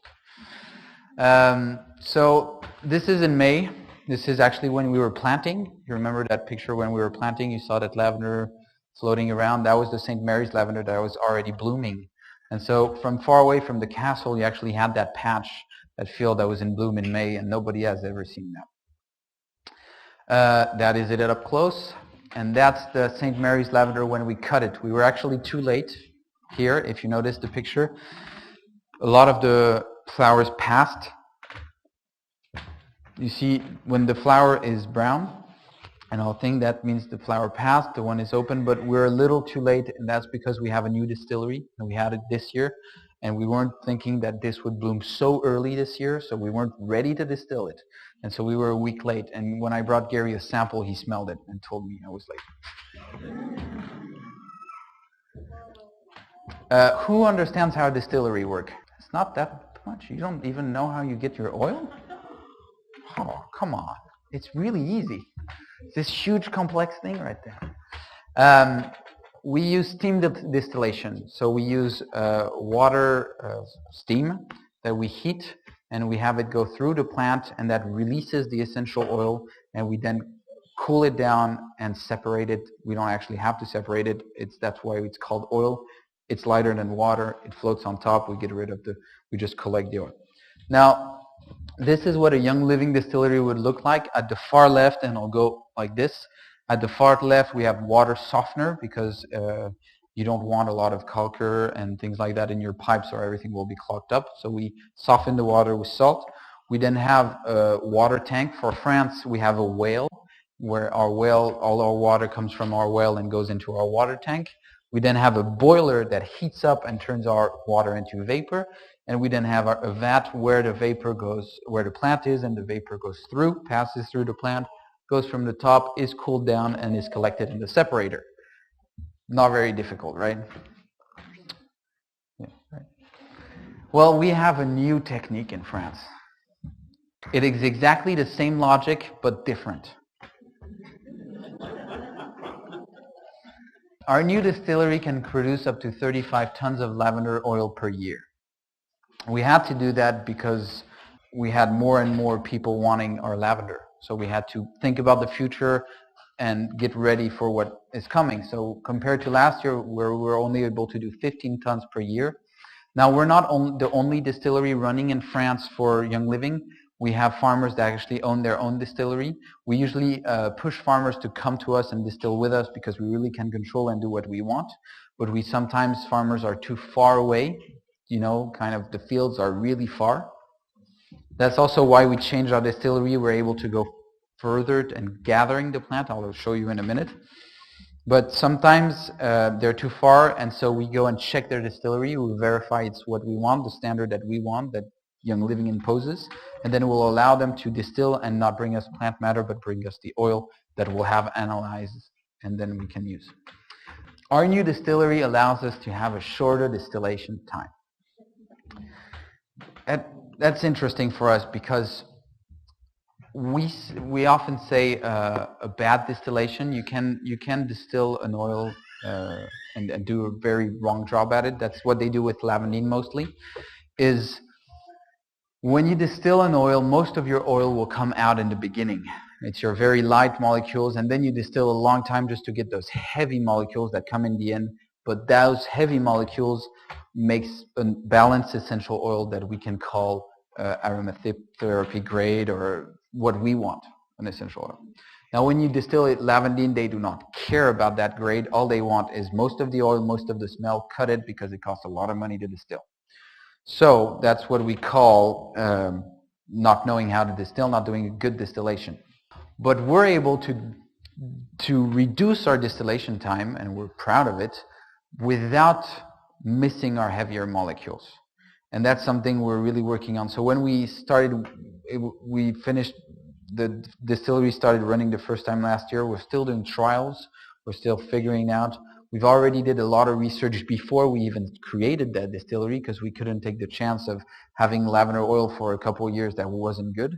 So we did a lot of research beforehand. We went to people that already had this type of distillery, really compared to what they were doing.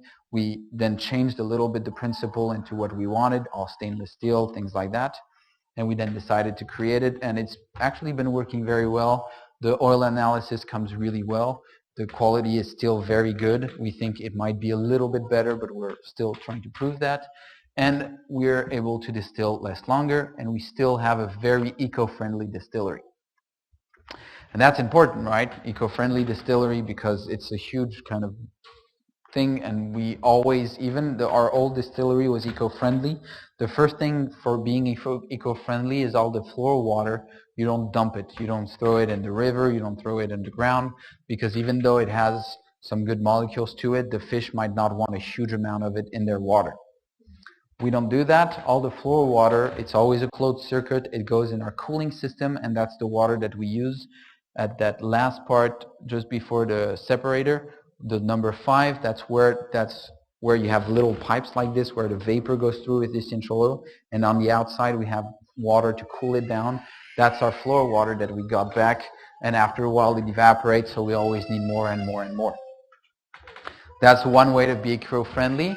Another way is that actually when you are at number 5, we added a part to it where there's a double pipe, and we have water coming out of our well that goes through a pipe here and then in our water tank. What that does, it starts cooling the vapor down, because you have water out of our well surrounding it, so it starts cooling that vapor down, and it heats that water up. So when the water arrives into our water tank, it's already at 80 degrees. So it's even easier to heat it up into vapor and send it into vapor. Now, nobody asked, does anybody care how we get a shorter distillation time? How would we get a shorter distillation time? So if we add pressure, we harm molecules. If we add heat, we harm molecules, especially the volatiles, the most, I would say the not heavy, the most light molecules are really harmed as soon as you add pressure or heat. So how do we get more, less, oh no, add a solvent? Oh, all right. No, never. No. Same process. No, we never add anything. No, that would actually, if we heat less, we would have a longer distillation time. We do that for a lot of pines or things like that. Sometimes the distillation heat isn't as big, but no. So when you feed the well water in. True, that actually helps a little, but no, it's really in the distillation process. So you must understand something to understand the answer, is if you send more vapor, it doesn't need you're sending more pressure.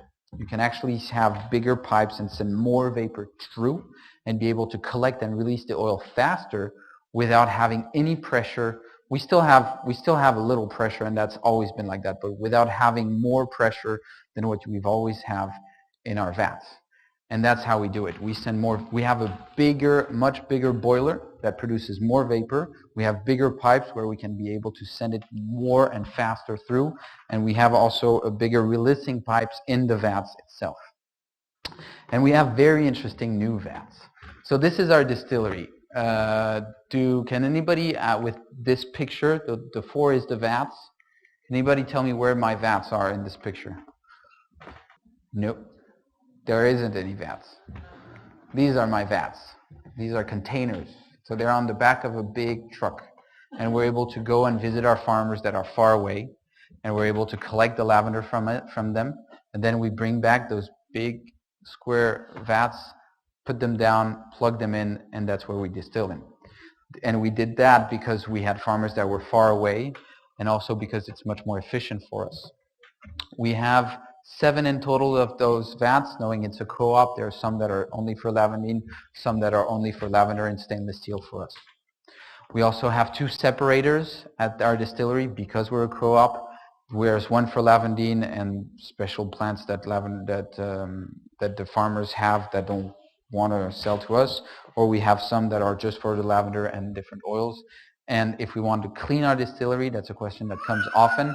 We have, vapor. If we just close everything and not put any plant and send some good vapor through, we usually are able to clean everything between. So what we do is we'll try and distill lavender for a week and distill everyday lavender. And then if we want to start distilling clary sage, we'll empty everything, clean everything with vapor, which is easy. We just turn it on and then start distilling clary sage. I want to show you a little bit of a video of how our new distillery works. So here you have lavender, St. Mary's lavender that was really ready to be cut and that we let dry in our field for about 3 days, actually a day more because we were still late. We're then loading, and I'm acting like I'm working like usual. Once this is loaded, you have a special kind of French trying to put everything in like order so we don't have vapor coming. If you don't press on the plant at the right time, then you'll have a vapor going through without passing plant. So we have to have everything right. We then bring it back to the distillery. We unload it. We plug it in. We close the lid. The truck goes away and goes and try and find another field to fill in and then bring it back. So we plug everything in. This is our lid. We have just a water. We have a little thing on the side that is filled with water, and that's our joint. So we make sure the joint. That's how you say. I don't know how you say joint. Seal. Thank you. And that's how we make sure there's no vapor or oil being lost. It's just water. Then we turn it on. This was the first day we were distilling, so we were still really like improving and working on distillery. This is our separator right there. That is when you turn it on, you always have a little air coming out, so it does this little kind of vapor, but it's cold vapor. That's our oil once we've started collecting it. So we have something to close it. Yep, we collected our oil, we open. This is ready to go, and we dump all the plant matter that we use for fertilizer in a big field where we'll add manure and let it sit there.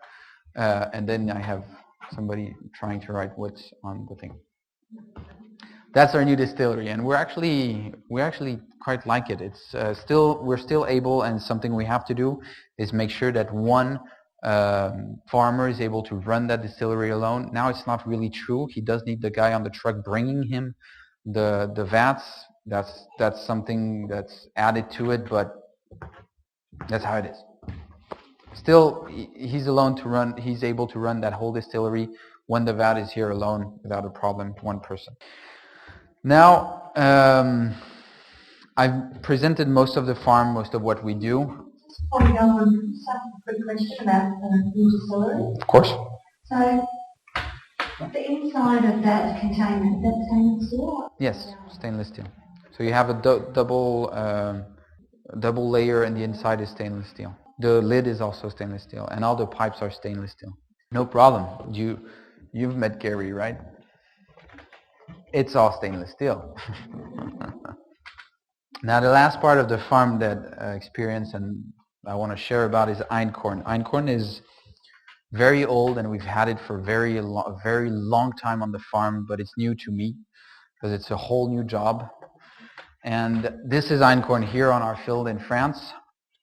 So I'm just going to go quickly just to have most of you understand what einkorn is. I won't go into big details because I don't actually know enough yet. You have Gary's book that explains a lot about it. So einkorn is very different from all other varieties of wheat because it has never been hybridized. So if you take spelt, for example, spelt has been hybridized. Wheat is the one that has been the most hybridized. Einkorn has never been hybridized, and we kept it in France. It's 12,000 years ago. It's considered a relic crop. It's almost been forgotten because it has a very poor yield. But we kept it in France for a reason, and that reason is it lacks poor soils, and it doesn't need any work from us to maintain it like that. So after we do lavender, we can take it out. We can plant some einkorn. It likes the soil where it is, and it doesn't need anything from us, no fertilizer, nothing. It'll just grow. And we usually, einkorn has the little seeds or the grain itself fall very easily. Wheat, it doesn't. It stayed glued on with wheat. So when you hit it like this, you'll have half of it that falls. So when you collect it, you'll have a lot of seeds that fall. And next year you have a field that grows again because of that. So that's why we grow it for 2 years, is because when we collect it, we have some seeds that fall and might as well have another year. That's all tests that we did for nutritional value of the einkorn. That's also part of Gary's research on why is einkorn so interesting and so much better. It's been kept alive for crop rotation in France, and because it likes poor soils, and it's usually grown for 2 years, you know why. This is einkorn. A good way to know the difference between einkorn and other grains. Einkorn does not have a line in the middle, like most other grains usually do. This is spelt, for example. You see that line in the middle? einkorn, actually, you can see that line because it's on the side.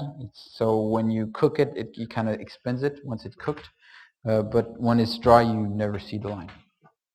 Spelt, and so we made a little video. We have one farmer that is the einkorn guy. He's a lot of fun. And so we did a lot of investment with him to start making einkorn flour. And part of it is a whole facility where we took an old stone ground mill to make the flour. We did that because we want to have all the nutritional value, and we know that if you mill it with a lot of heat, then it'll lose a lot of that nutritional value. So that's why we are using, I would say, old techniques. It's not old techniques, it's just a better way to do it. So here's a little video of him and his new facility.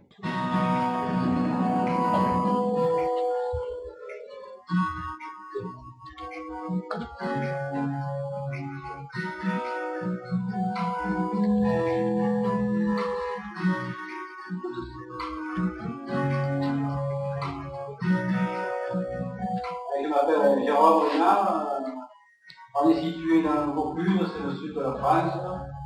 Je suis producteur de petites époques agriculture biologique.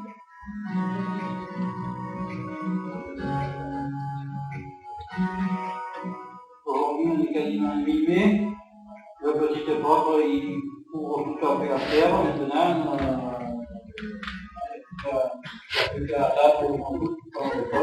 I wasn't joking.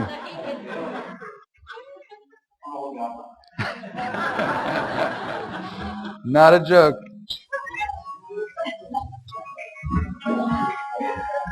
That's our mill on the left, and we have a Planchester that separates the bran from the flour on the right. Après la décortiqueuse, il y a un système d'aspiration pour aspirer tout ce qui est là-bas, qui est plus léger que le grain. Une fois qu'on a passé à travers ces machines, il allume l'air, il enlève les fibres et tout ce qui est plus court que le grain. So that's all to separate it clean and make sure you have nothing else than grain in the things.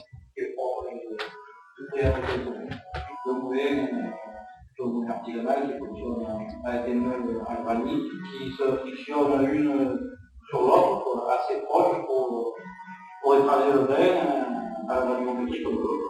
Une fois que le grain il est écrasé, il faut le transporter jusqu'au tamiseur, du tamiseur, on enlève le sol de la farine qui pourrait y avoir comme impureté, est écarté, le produit de la consommation animale. Et la farine, elle, est un sachet amical, souvent pour aller en faire soit de la pâtisserie, soit de la boulangerie, soit de des pâtes, des choses à faire avec la farine.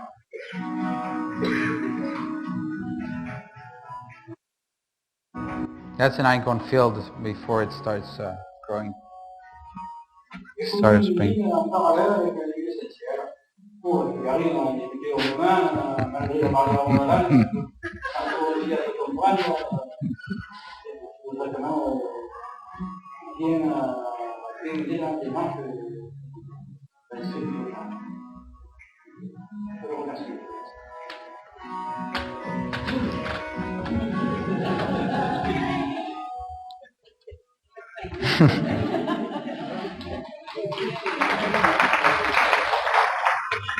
So also what we have at this facility, we have a mechanical way of guaranteeing there's no bugs in the flour, which is basically something that turns really fast and throws the flour against the wall and make sure that there's no larva bugs or anything like that. So we don't have to add anything to our flour. Once it's flour, we bag them and we usually ship it. Before it's flour, we actually keep it as a whole grain with the husk. We can keep it that way, keep the nutritional value, and keep it longer in storing. And so that's a whole new work and job I've been learning, because anything that you eat, anything like einkorn is it's just another job that I'm learning and discovering. It's very interesting though. Now I want to finish on something that is dear to me, and that's the groups. Every year I get to have people come to my farm, and I get to show them around. I get to have them weed my fields. I get to have them cut some lavender. I get to distill with them. I get to just show them around France. So this is just a picture of last year. We had one. We actually have 4 to 5 groups every year, and this is just. I've never had anybody leave unhappy. I'm really proud of that. I think maybe somebody didn't tell me, but I've never had somebody come to me saying I didn't like this, or I have people saying we could do better, but everybody feels and had a good experience and enjoyed their stay. And that's what I like the most about it. It's always a fun time. It's always a lot of learning and sharing, and it's not me teaching all the time. I learn a lot from the people that come also, like questions that I have that make me think of maybe when the bricks level is higher, I should look if the cicadelle doesn't bite. Yesterday I had somebody ask me about which kind of white clay we use on the lavender, and I've never had that question, and I've never thought about it. We have a research department that figured that out, but I've never even thought about it. So I learned a lot from you guys, from your questions and things like that. That's also why I like to have questions, because you kind of put me on the spot. You kind of make me want to learn more about my work. And so having groups is part of that, and it's also a wonderful experience for everyone. I have a video, because I like videos. You've seen that. And just before the video, because I'll end on the video, I want to finish on this. You have a promotion that you can check on your website on Young Living AU, and you can maybe win a trip to France and come visit me. Now, just for fun, what is this field? It's not marketing's fault. It does look much better. It doesn't have any weed and it's beautiful. So, yeah, but just now you know, right? All right, I'll show you the last video. That's our group this summer.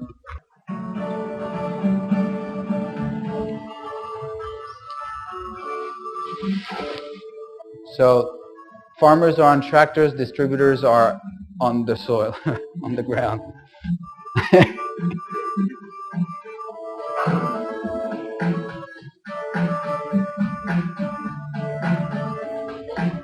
Not kidding about weeding.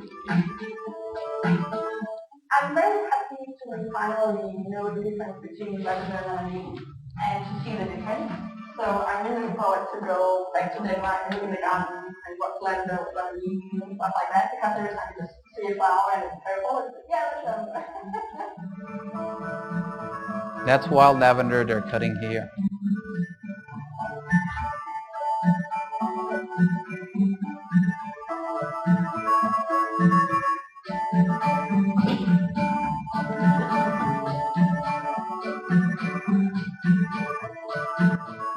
That's the castle.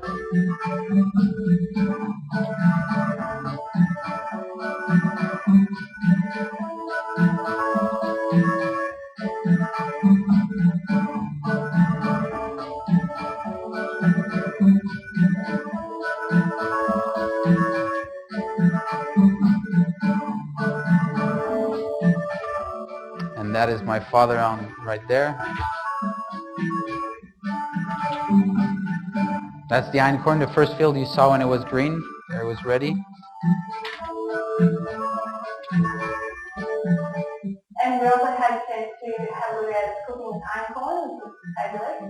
I do love cooking at home as well, so I just love getting the inspiration from a French chef. It's just fantastic. Pas mal niveau public. Moi, j'ai trouvé intéressant pour un chef qui fait pas du tout comme moi. Le type était passionné. C'est ce qu'il nous a dit.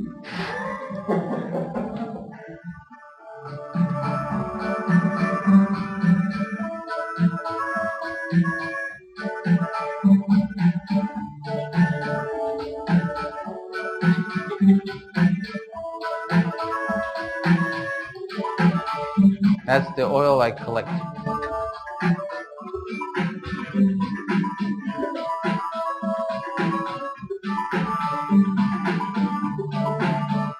Getting down here is basically like seeing what you have to be working all the time.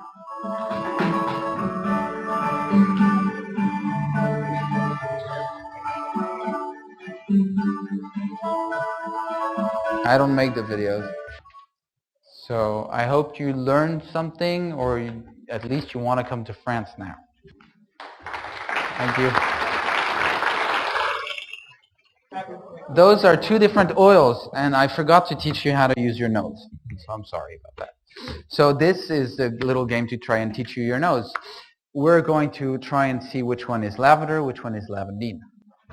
I won't tell you any specifics on how you can separate and see the difference yet, but I'll wait for everyone to have one, see what people think, and then we'll go from there. All right, is anybody missing? Your guys are good, right? Okay, cool. Anybody missing? Everybody has two, one Young Living, one CTCL? I want to do like last night and have everybody get the correct answer. So, are you all ready? All right. Everybody that thinks that Young Living is lavandine, raise your hand. 1, 2, 3, 4, 5. No, 4, 5, 6. Okay, we have 6. And so everybody thinks that Young Living is lavender. There's a lot of people not voting here. That doesn't count. Well, what are you all up to? Are you not? You have to say something. It's either lavender or lavandine. It's not spike lavender. It's not orange. I didn't lie. It's not peppermint. Don't worry. Just so let's do this again. Whoever thinks Young Living is lavandine, raise your hands. All right. Lavandine. Yeah. All right. Whoever thinks Young Living is lavender, raise your hands. That's better. I feel a little more emotional. Good. It's lavender. So how do we really know the difference in terms of, I can explain a little. First of all, if you know lavender that you've been using a lot, you can tell the difference easily. If not, and that's not everybody that is able to, it's difficult. So I have difficulties sometimes. I'm really learning that. It's hard to use your nose and always remember the right smells. Something simple about camphor, it kind of hits you. It's the first one, it's the most volatile of the molecules, and it comes to you, and it comes and you smell it. Compared to lavender that is more soft, camphor is more of a molecule. You can find camphor in wintergreen and things like that, so you can compare it a little, except wintergreen has a little minty smell also to it. But yeah, if you have that first hit, I would call it, you kind of think it's going to be lavandine. It's going to have camphor. Do you have any questions about that? No? I hope you all really had a good time, and thank you so much for coming. I really had fun talking to you, and I hope I'll see you in France.